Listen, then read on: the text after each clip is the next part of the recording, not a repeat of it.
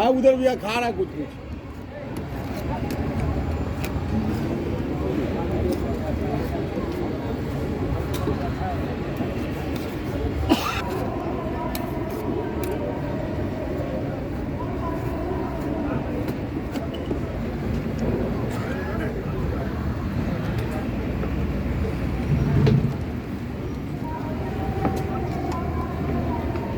हाँ ठीक है,